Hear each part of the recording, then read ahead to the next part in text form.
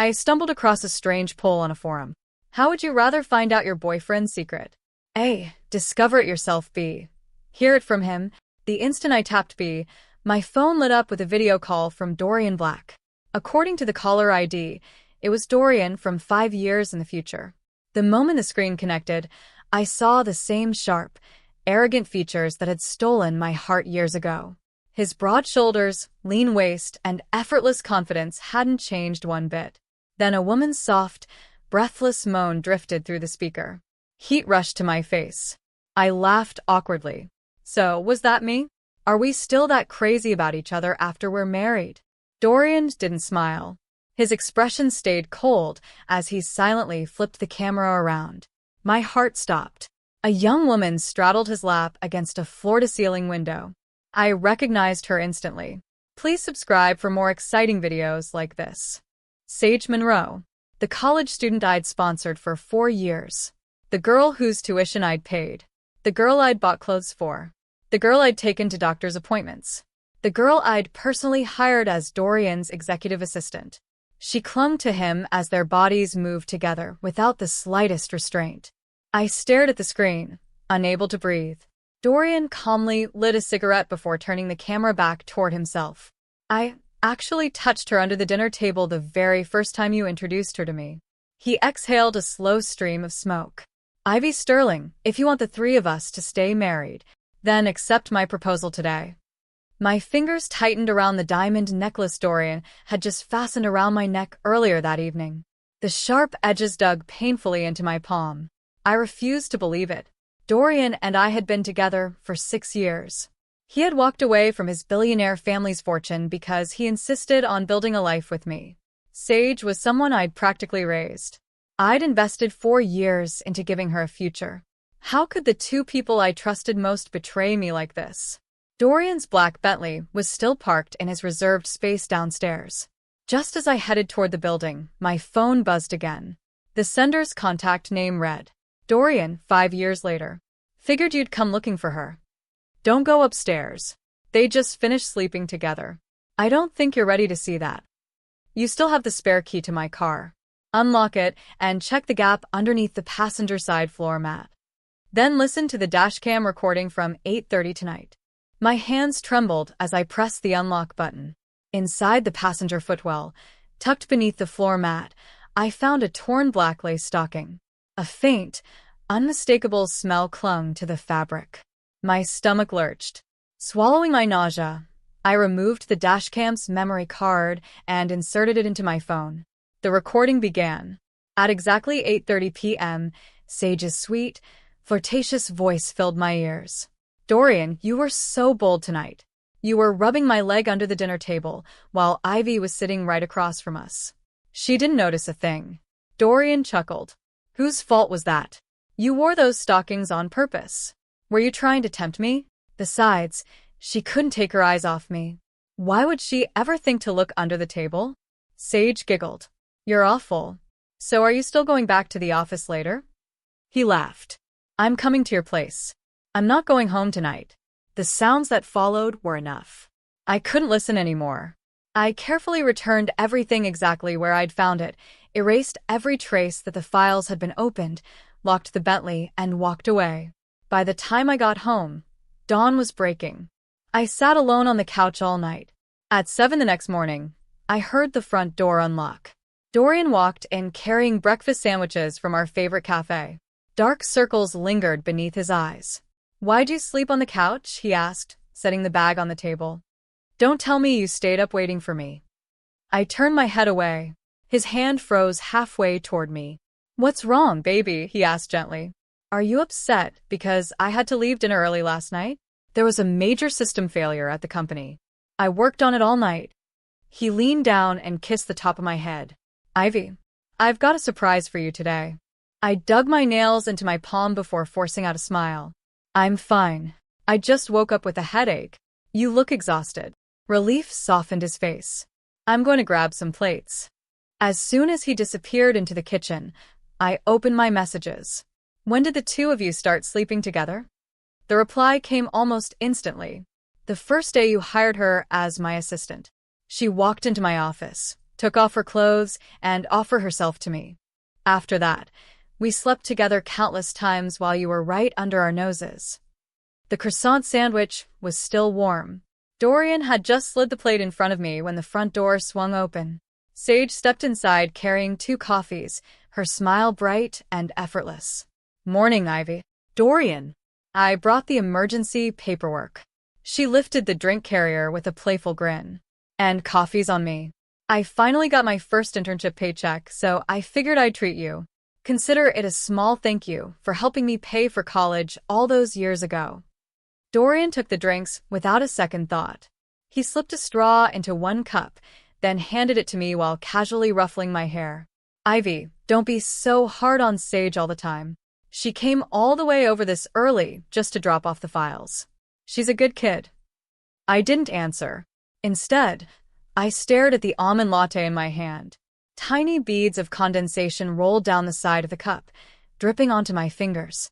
The icy water made me flinch. I was severely allergic to almonds. 1 sip would leave me covered in hives. A bad reaction could make it hard to breathe. For 6 years, Dorian had never forgotten that. Today, he hadn't even looked at the label before handing it to me. Because from the moment Sage walked in, his attention had never really left her. His eyes dropped to the cup, and his expression froze. "Baby?" "I'm sorry." I wasn't paying attention. "Oh my gosh, Ivy." Sage rushed to apologize. "I totally forgot you're allergic to almonds. I promise I won't make that mistake again." Before she could finish, Dorian spoke. "Ivy, is something wrong at the office?" I cut him off. He blinked, and unmistakable relief flickered across his face. The document Sage brought over uncovered a problem with one of our projects. "It's urgent. I need to head back with her and take care of it." I looked straight at him. "Do you have to go? You barely spent any time with me last night." His expression stiffened for a full second. "Ivy, don't do this." He stepped closer, resting both hands on my shoulders. His voice softened into the familiar tone he always used whenever he wanted me to give in. "You know why I'm doing this. It's for our future. I have to prove to my mother that I can build everything on my own, that I don't need the black name to marry you." I lowered my eyes. For the sake of that so-called future, I had lost count of how many times I'd been the one to compromise. A month ago, his mother, Ophelia Black, had slid a check for $150 million across the table and offered it to me on one condition: disappear from Dorian's life forever. Back then, I had refused without hesitation. But now, looking at the man standing in front of me, my stubbornness suddenly felt like the biggest joke of my life. The moment Dorian and Sage disappeared into the elevator, I quietly followed them downstairs. When I reached the parking garage, I found them. Sage was wrapped around him. Her legs circled his waist, her arms looped around his neck as she clung to him like she belonged there. Dorian held her securely beneath her thighs before giving her a playful lift so she could hold on even tighter. "I told you to wait in the car," he murmured. His words sounded like a scolding, but his tone was impossibly gentle. "Who told you to come upstairs?" Sage rubbed her cheek against his neck. "I was worried you'd be gone too long. Besides, I brought the coffee upstairs as an excuse to deliver the files, and she barely even looked at me." Dorian pinched the tip of her nose. "Don't do that again. If you want another designer bag, I'll buy it for you. Just don't let Ivy catch us." She swayed against him with a teasing smile. "Doesn't this get exhausting?" Her voice turned sweet enough to melt sugar. "Every time we sleep together, you make us shower, change clothes, and cover our tracks. Even bringing me coffee has to look casual." She searched his face. "Are you really that afraid of her finding out?" Dorian didn't hesitate. "I just can't let Ivy find out." Sage pouted. "Then what am I?" He paused before smiling at her. "You're my baby." Her face lit up instantly. "Then you're spending today with me. The whole day." He lowered his head and kissed her. "Deal." "Whatever you want." A few moments later, the SUV began to rock. My fingers clenched so tightly around my phone they ached. Then my knees gave out. I slid helplessly to the cold concrete floor. I wanted to cry. My eyes burned until they hurt, but not a single tear came. Eventually, I forced myself back into the elevator. As the doors closed, I called Ophelia Black. Mrs. Black. My voice sounded strangely calm. If I leave your son now, is your $150 million offer still on the table? Silence lingered for a couple of seconds. So you've changed your mind? Ophelia finally said. Last time, you told me you'd rather die than leave Dorian. He cheated on me. The words came out far more easily than I'd expected. I'll text you my bank account information. Can the money be transferred within 3 days? Ivy. There was something unreadable in Ophelia's voice. Perhaps approval. Perhaps pity. You're making the smart choice. Take the money and make sure you disappear completely. The call ended. Seconds later, my phone lit up. It was another message from the Dorian who existed 5 years ahead in the alternate timeline. Taking the money and leaving is the right choice. But what about our baby? The one you're carrying? My fingers froze over the keyboard. I needed Dorian to explain what he meant by our child. 5 agonizing minutes crawled by before a flood of messages finally appeared. You're 5 weeks pregnant. You don't know it yet. On the 15th of next month, you'll start miscarrying. You'll be in so much pain you'll be curled up on the floor and you'll call me. But Sage will send me a picture of her slashed wrist. She'll tell me she's pregnant with my baby too and threaten to kill herself. I'll hang up on you and rush to her. When I get there, I'll realize she barely scratched herself. It was all an act. By the time I make it to the hospital, you'll already be hemorrhaging. Our baby will be gone. You'll be alone on the operating table, coughing up blood while I'm sitting with Sage, eating pastry. Our baby was a little girl. The ultrasound already showed her tiny hands and tiny feet.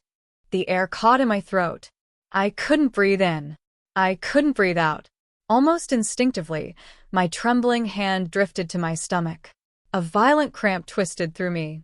I shoved my chair back and sprinted to the bathroom, collapsing in front of the toilet as dry heaves tore through my body. Nothing came up. In the end, all I managed to spit out was bitter bile that left a metallic taste coating my tongue. I turned on the faucet and splashed icy water across my face. Again, again, again. When I finally looked up, the woman staring back from the mirror barely looked alive. Blood vessels streaked across my reddened eyes, and every trace of color had drained from my lips. I grabbed my car keys and rushed out. Ignoring every speed limit, I drove straight to the city's most prestigious private hospital. Blood work, lab tests, an ultrasound. When the doctor handed me the results, my fingers shook so badly, I almost dropped the folder. The obstetrician smiled warmly, the practiced smile of someone delivering happy news every day. Congratulations, Miss Sterling. You're 5 weeks pregnant, and the embryo is developing perfectly. I bit the inside of my cheek until I tasted blood. Schedule the procedure, I heard myself say, my voice so hoarse it hardly sounded like my own. I'm terminating the pregnancy. The doctor blinked, her pen stopping mid-sentence. Would you like to discuss this with your husband first? No. I closed my eyes. Schedule it immediately. A tear landed on the lab report, slowly spreading into the paper. At 5 that afternoon, the procedure was over. Ignoring the dull ache deep inside my abdomen, I returned to the apartment one last time. The rose petals from our anniversary celebration still littered the hardwood floor. Their edges had already browned and curled. Dorian's cologne lingered faintly in the air, barely noticeable now. I'd lived like this for 6 years. I'd believed I was happy. I'd believed that happiness would last forever. Ophelia moved even faster than I'd expected. $150 million appeared in my offshore account before sunset. I stared at the endless string of zeros for a long time. Then I laughed bitterly. Everything I'd sacrificed. Everything I'd fought to protect. It had all been one enormous joke. Maybe love wasn't everything. Maybe having $150 million wasn't such a terrible consolation prize. I picked up my phone and texted Dorian from 5 years in the future. The baby you never wanted is gone now. Are you finally satisfied? For a long time, nothing happened. Then my phone rang. It was a voice call. I answered. Future Dorian's voice was thick with restrained sobs. Ivy, whether I wanted that baby or not, I only hope that for the rest of your life, there's no daughter and there's no me. The pain in his voice made my chest tighten. I blurted out the question before I could stop myself. Dorian, was our ending even worse than what you've already told me? Silence. When he finally spoke again, every word sounded like it was being dragged through broken glass. Please don't ask any more, Ivy. You don't want to know. I do. My voice cracked. I have to know. The silence stretched unbearably. Finally, Dorian whispered, his voice trembling. Ivy, in the end, you died. You died right in front of me. I had 1,000 more questions, but the call disconnected. I stared at the dark screen, unable to describe what I was feeling. It was as if fate had played the cruelest joke imaginable. Yet somehow, it had also ripped open a crack in destiny itself, giving me one chance to change everything. I didn't hesitate. I packed my suitcase and prepared to leave. The moment I rolled it toward the front door, my phone lit up. A video from Sage. The footage was dark and shaky. In a narrow alley, Dorian was pinned face-first into muddy pavement while several men beat him mercilessly. Blood covered his face. Sage's panicked voice echoed from behind the camera. Ivy, Dorian got attacked protecting me. Loan sharks are beating him to death. Please save him. We're behind the abandoned factory district in Eastgate. I watched the clip over and over. Without warning, another memory surfaced. The day Dorian and I first met.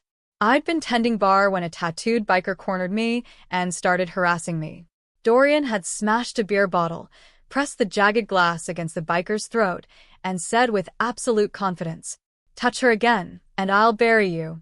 Only later had I learned what the name Dorian Black meant among Havencrest's wealthiest families. A tear slid down my cheek. For the first time, I understood. I'd always owed Dorian. I had to repay that debt before the ties between us could finally be severed. I tossed my suitcase into the trunk and sped toward Eastgate. Even if my heart had already turned to ash, I still couldn't watch the man I'd once loved die. I raced toward the alley behind the abandoned factory district. The night air cut like ice. Suddenly, my phone vibrated violently. A message from future Dorian popped onto the screen. Don't go. It's a trap. Sage set the whole thing up. Run. Too late. The instant I stepped into the dead-end alley, 7 or 8 massive men emerged from every direction. Steel pipes glinted beneath the streetlights as they boxed me into the corner. Click, click, click. The sharp rhythm of high heels echoed through the alley. Sage stepped out of the shadows, casually twirling Dorian's custom lighter between her fingers. There wasn't a trace of fear left on her sweet, innocent face. Only triumph. Only cruelty. She smiled down at me. Ivy, you really do come running whenever you're called. Her crimson lips curved into a vicious grin. Beat her.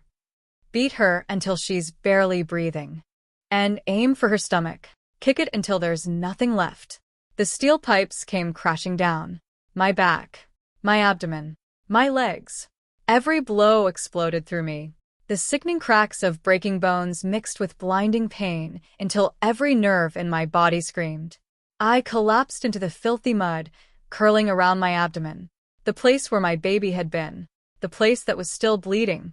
Warm blood streamed into my eyes until the whole world dissolved into crimson. That's enough. Sage walked over with visible disgust. Leave her crippled. Just don't kill her. She stepped on my blood-covered fingers with the needle-sharp heel of her designer pump. Then she ground down harder. Agony shot through all 10 fingers at once.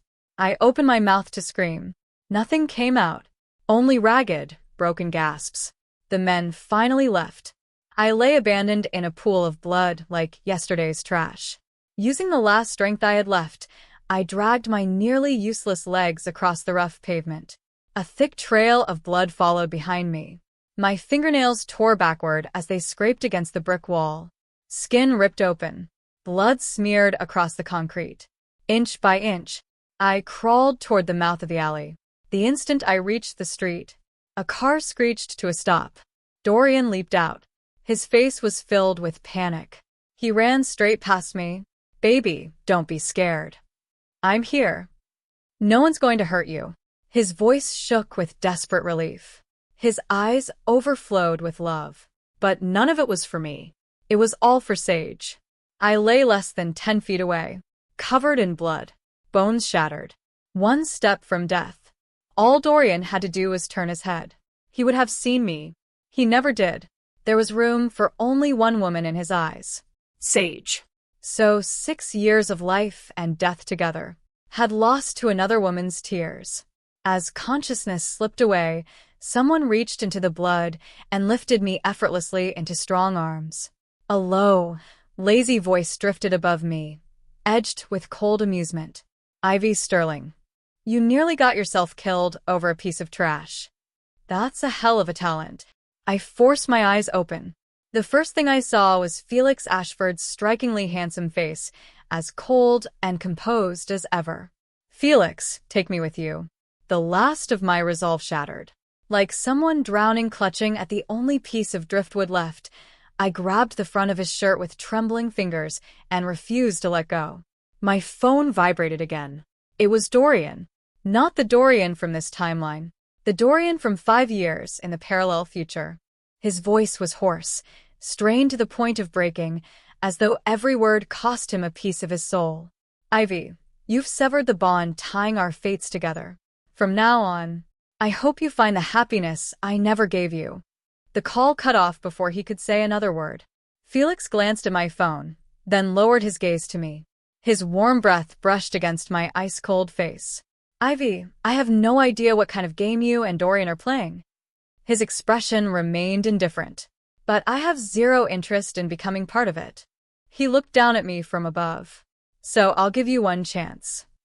You choose. Do I take you with me, or do I dump you right back beside that worthless piece of trash? If he'd asked me yesterday, I might have hesitated. But now? The agony tearing through my body reminded me exactly what staying beside Dorian would cost. Today was only the beginning. If I stayed, the suffering waiting for me would be 100, 1,000 times worse. I opened my mouth to answer. Before I could speak, another notification chimed. This time, it was a text from the Dorian in my current timeline. Ivy, Sage got a little shaken up, so I'm taking her to the hospital. I won't be home for dinner tonight. Please don't be mad. I'll bring you burritos from your favorite place when I get back. I stared at the disgustingly fake message. Then I let out a humorless laugh. Without a word, I powered off my phone. Click.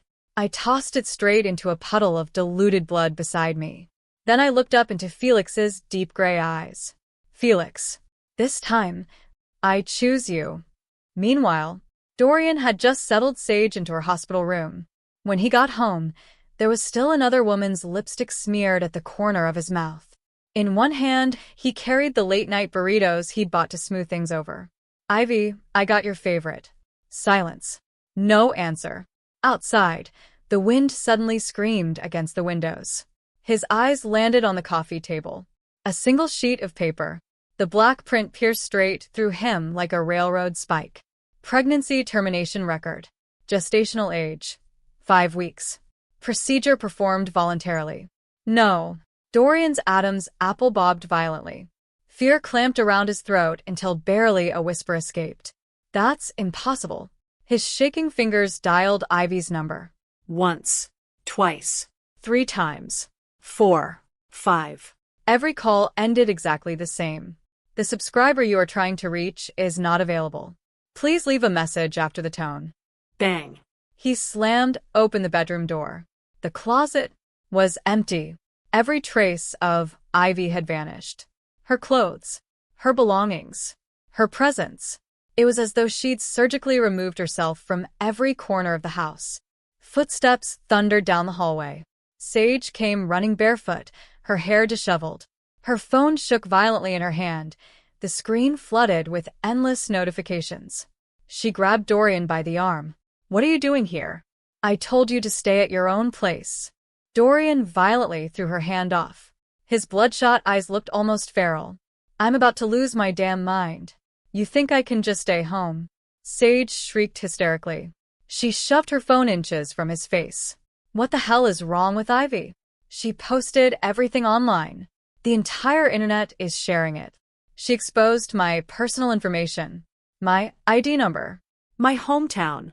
even the records showing your family financially supported me back then. Everyone's calling me an ungrateful gold digger who stole the husband of the people who helped me. My social snap inbox is full of death threats. Someone even splashed red paint all over my front door. You have to call her. Make her delete the post. Tell her to issue a statement saying it was all a misunderstanding. Dorian stared at her. Then he laughed. It was a broken, hopeless sound. A misunderstanding? He nearly roared. Was any of it a lie? He snatched up the diamond necklace he'd planned to use to placate Ivy, then smashed it onto the floor at Sage's feet. The house is gone. She sold it. The baby is gone. She terminated the pregnancy. And now she's disappeared. His voice cracked into a raw scream. So tell me, how the hell am I supposed to find her? How am I supposed to make her clear your name? The image of Ivy's empty eyes the night before, her eerie calm that morning, now returned like thousands of razor-sharp blades, carving him apart piece by piece. How? His voice trembled. How did she know about me and Sage? How did she know what happened in the garage? His legs finally gave out. He collapsed onto the cold hardwood floor as though someone had ripped the spine from his body. Then his phone began vibrating frantically. An incoming video call. Unknown number. His trembling finger hit accept immediately, like a drowning man grabbing his last chance at survival. Ivy, where are you? Please just let me explain. The words died in his throat. The man on the screen had his face, his voice, his eyes. Everything was identical, except he looked like death itself. His cheeks were sunken. Dark circles hollowed his eyes. Unshaven stubble covered his jaw. Every inch of him radiated exhaustion and despair. Dorian felt the blood drain from his face. His teeth chattered uncontrollably. Who are you? The man sat deep in the shadows of a worn leather couch. A half-smoked cigar rested between his fingers. He looked at Dorian the way someone might look at a rotting corpse. I am you. He tapped ash into a tray. 5 years from now. Future Dorian's face remained expressionless. So, she left you already. And she left without giving you a single chance. Dorian practically slammed himself against the screen. His voice came out cracked and desperate. You told her, didn't you? Was it you? Why would you do that? I'm you. Why? Future Dorian slowly exhaled a cloud of thick cigar smoke. A short laugh escaped him. It sounded hollow enough to chill the room. To save her. You have no idea what kind of man you really are. After Ivy left, you became obsessed with proving yourself to your mother. You squeezed every last favor out of the connections she left behind. You let Sage humiliate Ivy again and again. His fingers suddenly spasmed around the cigar. For a brief second, he closed his eyes. Then he gave a bitter laugh. Next month, Ivy suffers a threatened miscarriage.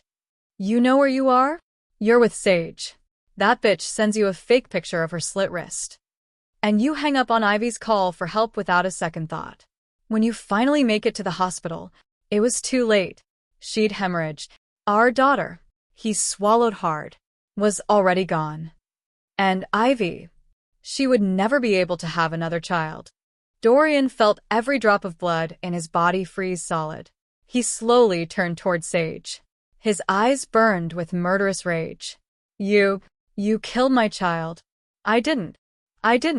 Sage shook her head so violently she looked insane. Tears and mucus streaked across her face. Dorian, don't believe him. He's crazy. This video is fake. Ivy hired someone to make it. Future Dorian never even glanced in her direction.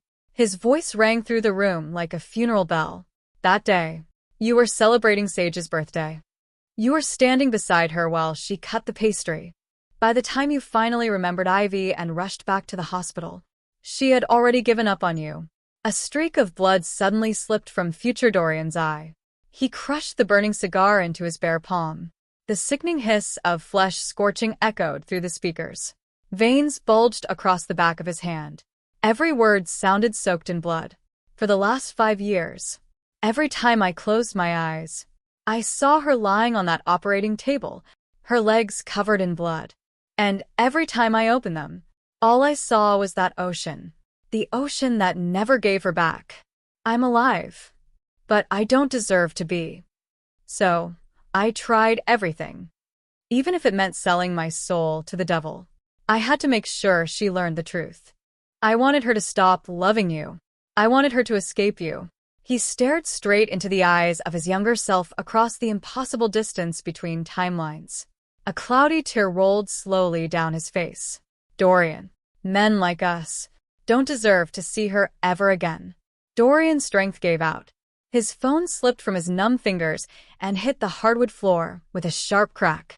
The screen remained lit, casting a ghostly glow across the room as a video replayed on an endless loop. A filthy alley flashed across the display. Sage stood over Ivy with a cruel smile, the pointed heel of her stiletto grinding mercilessly into Ivy's fingers. The sweet, delicate-faced Dorian had once adored twisted into something hideous. "Beat her," she shrieked. "Beat her until she's dead. Especially her stomach. Kick it until there's nothing left." The footage abruptly cut to black. Then a single image filled the screen. A medical report stained with bright red blood.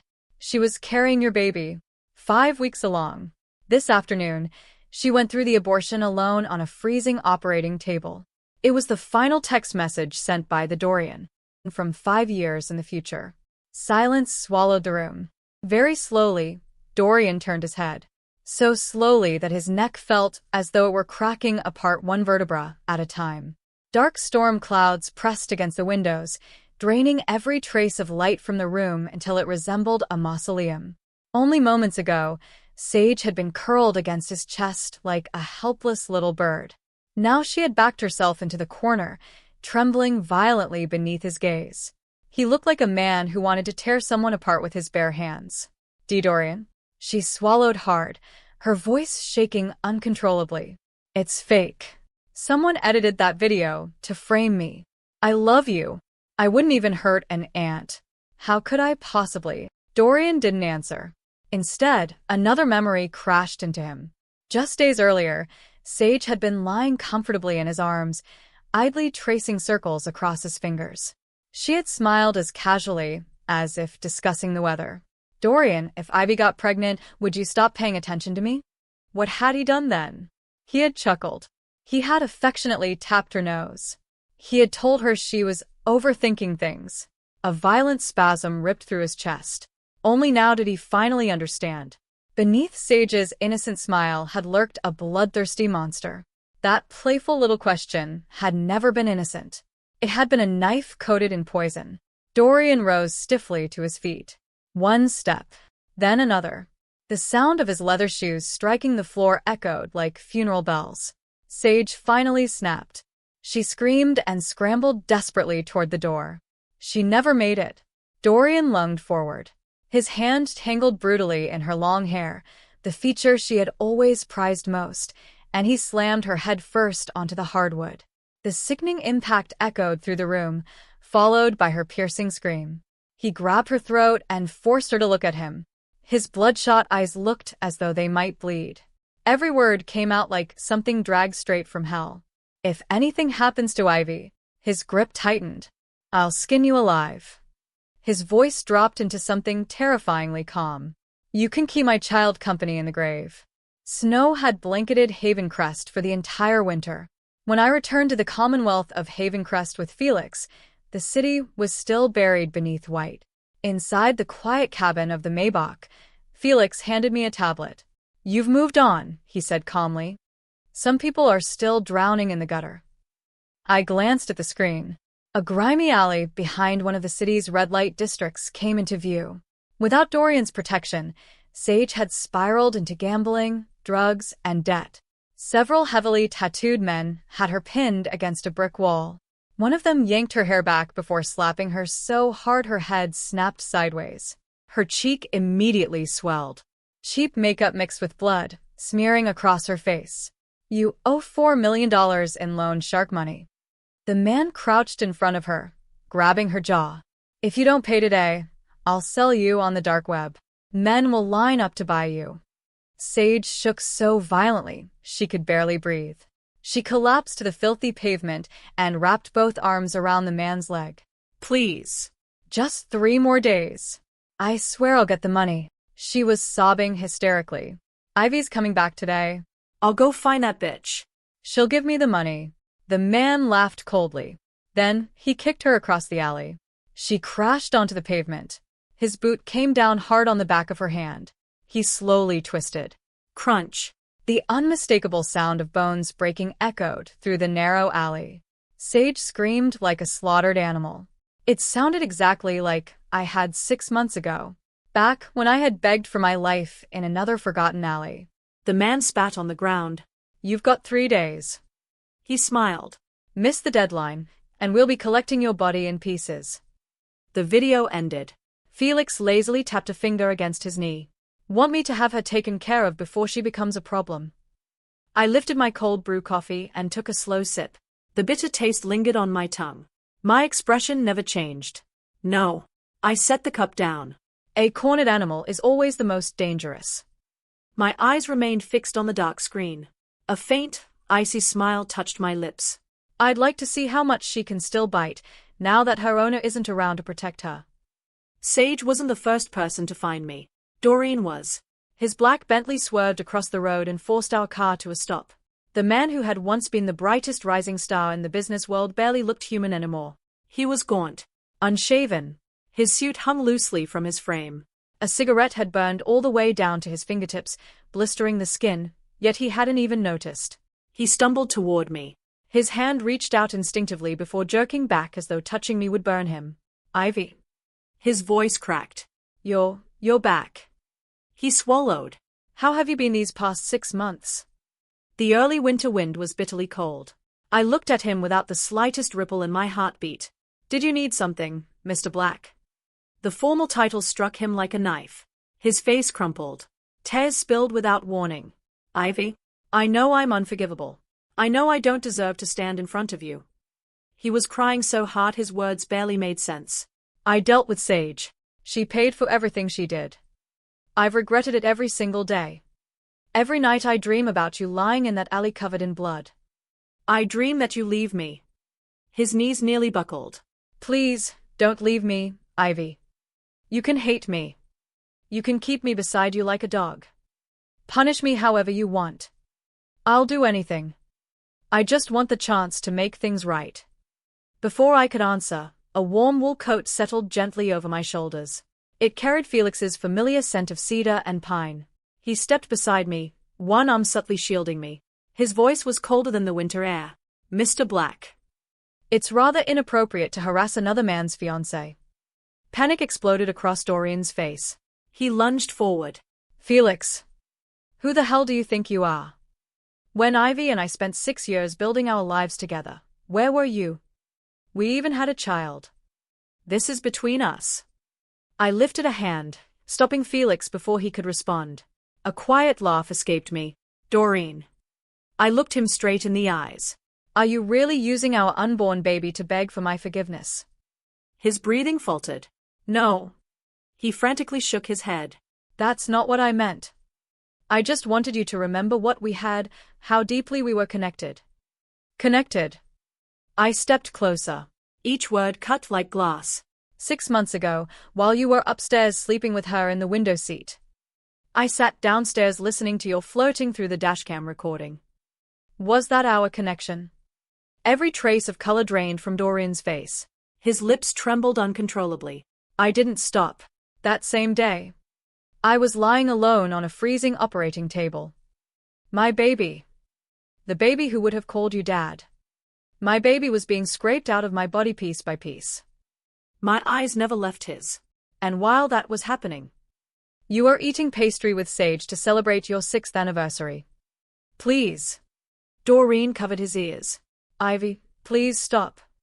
Tears streamed down his face. I continued as calmly as a judge delivering sentence. Do you remember the alley behind the abandoned factory district on Eastgate? His entire body froze. His eyes widened with horror. When you ran out of your car. You pulled Sage into your arms. You held her so tightly you were shaking. I spoke quietly. I was lying in a pool of my own blood. 3 steps away. My body was still recovering from the abortion. She had hired people to kick me in the stomach over and over until I started bleeding internally. I watched you rush past me. You never even looked at me. You went straight to the woman who wasn't hurt at all. His pupils contracted violently. A cold smile curved my lips. After Felix saved my life. The version of you from 5 years in the future called me. Congratulations, Ivy. You finally broke free from me. Now you can start living again. I looked at the broken man before me. There was nothing left in my heart but still water. I think I should thank that future version of you. The moment I lay on that freezing operating table. The moment I almost bled to death in that alley. I stopped hating you. I held his devastated gaze for one final second. Dorian, don't ever appear in front of me again. I turned away without another glance. Looping my arm through Felix's, I got into the car. In the rearview mirror, Dorian collapsed onto his knees in the freezing wind. Like a stray dog that had lost everything. His broken screams faded into the falling snow. Sage threw herself in front of my car outside my villa, forcing the driver to slam on the brakes. She collapsed onto the pavement, banging her forehead against the ground over and over until it bled. Ivy, I was wrong. I know I was wrong. Dorian made me do it. He was the one who came after me first. He told me he never loved you. He said I was the only woman he wanted. She crawled toward me on her knees, sobbing so hard she could barely breathe. Please, Ivy, you have so much money. Just a tiny fraction of what you have would be enough to save my life. The loan sharks said if I don't pay them back, they are going to sell me on the dark web. I stepped aside, unwilling to let her come anywhere near me. Sage. My voice was calm. I know you faked those wrist-slashing photos to trick Dorian. I know you timed everything perfectly. You knew exactly when he'd reject my emergency call. You wanted him to become the weapon that killed our baby. You wanted me to bleed until there was no chance our child would ever be born. The color drained from her face. Her pupils contracted violently as her entire body shook like a leaf in a storm. You should be grateful, I said, wiping my fingers with a tissue as if touching the air around her had contaminated me. I chose to end the pregnancy before any of that could happen. I looked at her without a trace of emotion. Otherwise, you wouldn't even be alive today to kneel here begging for mercy. Ivy Sterling. The pitiful mask shattered instantly. She shot to her feet, screaming hysterically. You can't do this to me. You promised you'd support me. You lying bitch. What makes you so special? You've always survived by clinging to rich men. You lost Dorian, and now you've latched onto Felix Ashford. I curse you. I hope you die a horrible death. The security guards grabbed her before she could rush me, dragging her away as she continued screaming and cursing. A month later, Felix held our engagement gala. I excused myself to the restroom to touch up my makeup. The spacious restroom was empty. Or so I thought. As I looked into the mirror, another reflection slowly appeared behind me. A cleaning attendant. Sage. She looked nothing like the woman I'd seen a month ago. Desperation had hollowed out her face, and madness burned in her bloodshot eyes. With trembling fingers, she unscrewed the cap of a glass bottle. Inside sloshed concentrated sulfuric acid. Ivy. You ruined my life. If my face is destroyed, then yours is coming with me. She hurled the bottle toward me. The thick, smoking liquid splashed through the air. There was nowhere for me to run. Just as it was about to hit me, a dark figure exploded into the room like a panther. Someone shoved me aside with every ounce of his strength. A sickening grunt echoed through the restroom. Most of the acid crashed directly onto Dorian. The smell of burning flesh filled the room almost instantly. His skin blistered and melted before my eyes. His face became unrecognizable. Yet he never looked at himself. His ruined eyes searched only for me. When he saw that I'd escaped with nothing more than a scraped elbow, a broken smile tugged at what remained of his lips. Ivy. Thank God. You're okay. The stench of burned flesh lingered beneath the overpowering smell of disinfectant. Dorian lay on the hospital bed wrapped almost entirely in bandages, his body looking less like a man than something pieced back together after being torn apart. Only his left eye remained. It stayed fixed on me. Ivy. I gave my life back to you. Can we start over? Every word was soaked in blood. Foamy crimson spilled from the corner of his mouth with each ragged breath. I looked at him quietly. Inside me, there was nothing. Only silence. Dorian. You think what you did was heroic, don't you? I stopped beside his bed and looked down at him. When the acid came flying toward me, you didn't hesitate. I believe that. In that moment, you truly were willing to die for me. His remaining eye lit up with desperate hope. Cloudy tears streamed down his scarred face. You understand me. Ivy. You still love me. Don't you? But, Dorian. It's too late. I cut him off without emotion. You traded half your face and one eye to save my life. But do you have any idea what it cost me to escape the hell you created? His breathing stopped. The version of you from 5 years in the future only told you that I'd suffer a threatened miscarriage next month. He told you you'd be eating pastry with sage while I needed you most. But he never told you how I felt the day I held a medical report confirming I was 5 weeks pregnant. My hand rested gently over my stomach. I didn't wait until next month. The same afternoon I learned the truth. I walked into the hospital alone. I climbed onto the operating table completely awake. Dorian's remaining eye widened until it seemed ready to burst. His pupils shook uncontrollably. I stared at the cold surgical lights overhead. I listened to the heart monitor echo through the room. I felt every freezing instrument entering my body. I stayed awake while they tore away the baby whose heart had already begun beating. My voice cracked. I was the one who killed her. Tears slipped silently down my face. If I hadn't made that choice first. The Ivy from 5 years later, the woman who still loved you with everything she had, who trusted you completely, would have died on that operating table on the 15th of next month because of your indifference. Because of your betrayal. I laughed softly. The sound was uglier than crying. The only way to stop you from killing me was to kill part of myself first. I had to kill our baby. Dorian. She was the only child we ever created together during the 6 years we loved each other. A broken, animal-like howl escaped his throat. He shook his head wildly. The movement ripped open his healing wounds. Fresh blood soaked through the bandages. No. Ivy. I didn't know. I swear. I didn't know. I stepped closer until I stood beside the ruined hollow where his right eye had once been. Blood seeped slowly through the dressing. And now you're lying here looking like this. And you're asking me to start over. My voice was almost a whisper. What exactly do we have left to start with? The hospital room door burst open. Felix strode inside. Without saying a word, he removed his coat and wrapped it securely around my shoulders, sealing me inside its warmth. Then he reached for my hand. His fingers threaded through mine with quiet certainty. Firm. Protective. Unshakable. Dorian's lone eye slowly traveled downward until it landed on our intertwined hands. The last flicker of hope inside him died. He forced a smile that looked more painful than tears. Felix. Take good care of her. Or else. He sucked in a tortured breath before roaring. Even if I end up in hell, I'll come back as a ghost. And I'll never forgive you. Felix let out a cold laugh. Mr. Black. My wife doesn't need another man telling me how to love her. I'll spend the rest of my life loving her openly, proudly, and without apology. As for you, stay alive. Watch from the wreckage you made of your own life while we grow old together.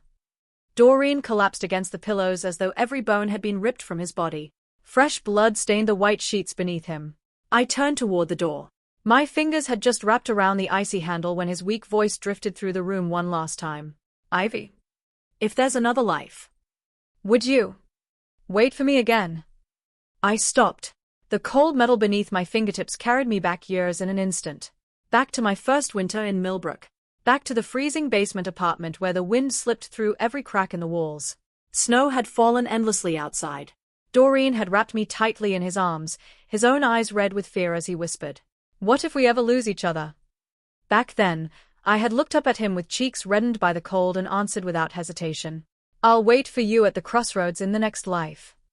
Back then, that love had been real. Everything that followed, the betrayal, the heartbreak, the agony that had ripped me apart piece by piece, that had all been real too. I never turned around. I kept my eyes on the pale wooden door in front of me. My voice was soft, steady. "No, Dorian. Not in the next life. And not ever again." The door clicked shut behind me. With it, Dorian's heart-wrenching scream, raw and desperate like a wounded animal making its final cry, was sealed away on the other side. Felix opened the large black umbrella and wrapped an arm securely around me, shielding me from the steady autumn rain as we walked to the car. The moment I settled into my seat, a sickening crash echoed from high above the hospital. A split second later, piercing alarms erupted, followed by terrified screams from people outside. I didn't learn the truth until later. The instant that door closed, Dorian had ripped every tube and monitor out of his body. Dragging himself forward with flesh torn open and blood trailing behind him, he had climbed out the hospital window and thrown himself into the freezing wind, crashing onto the unforgiving concrete below. Maybe he wanted the pain to end. Or maybe he wanted to leave me with one final scar that I'd never forget. But death refused to take him. Instead, he survived. The fall left him with multiple crushed bones throughout his body, on top of the severe burns and overwhelming infections he was already fighting. He would spend the rest of his life confined to a hospital bed, dependent on feeding tubes and ventilators, completely paralyzed. He couldn't even turn over without relying on a caregiver. Like vultures circling a dying animal, his relatives swooped in and stripped what little remained of the Black family's fortune until nothing was left. As for Sage, the loan sharks she'd borrowed from had enough connections inside the prison system to make sure she received the best treatment possible behind bars. Rumor had it she woke up screaming almost every night. After several failed attempts to hurt herself, she eventually lost her mind completely. Every day she sat staring at the peeling walls of her cell, crying for Dorian to come save her. Felix mentioned all of it one evening over dinner while carefully picking the bones from the fish on my plate. I looked out the window at the trees swaying in the breeze. Inside me, there was nothing. No anger. No satisfaction. No grief. Just a dry, empty stillness. It was finally over. Married life wasn't dramatic. It was quiet. Ordinary. Beautiful in all the little ways that mattered. Felix loved me with a tenderness that had become part of who he was. I watched him cancel billion-dollar international video conferences without a second thought just so he could make it home before sunset, tie on an apron, and share a warm beef stew dinner with me on a cold winter evening. The nightmares never disappeared completely.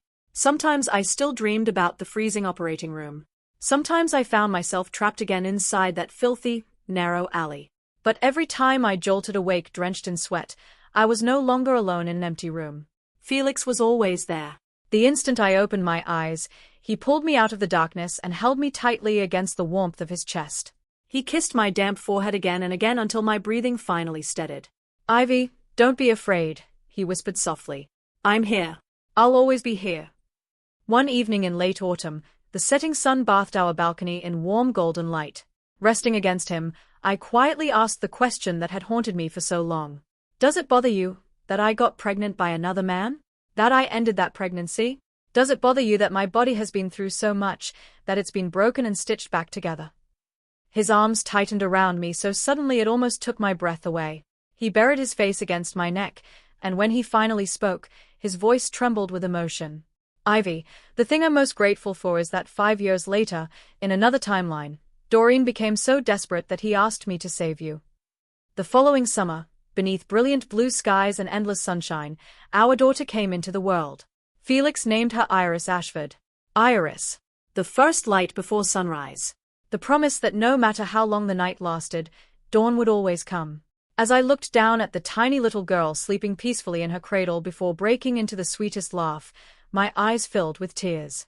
I knew then. Our Iris would never have to stumble through darkness the way I had.